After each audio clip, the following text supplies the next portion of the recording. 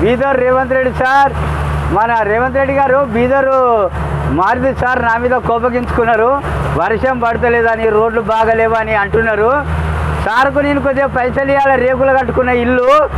Revanth Reddy sir, మన బీదర్ మారుతి సార్తో మాట్లాడండి. రోడ్లు ఎట్లున్నాయో తెలంగాణలో ఆటో నడుపుతున్నా.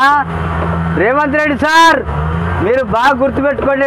ఒక అమ్మ చిన్న పాప నీళ్ళలో నిలుస్తున్న చూడండి. అగో మారుతి సార్ చూస్తురా మీరు. రేవంత్ రెడ్డి సార్, నేను రేకుల పైసలు ఇవ్వాలని నా మీద గలమైపోయిండు చూడండి. రేవంత్ రెడ్డి సార్, సీఎం గారు, తెలంగాణ సీఎం రేవంత్ రెడ్డి సార్ గారు మా మారుతి సారు నా మీద కోపగించుకున్నాడు చూడండి. మారుతి సార్, మీ రేకుల పైసలు ఎక్కడ పోవు సార్? ఎంత సార్ ఇవ్వాల్సింది?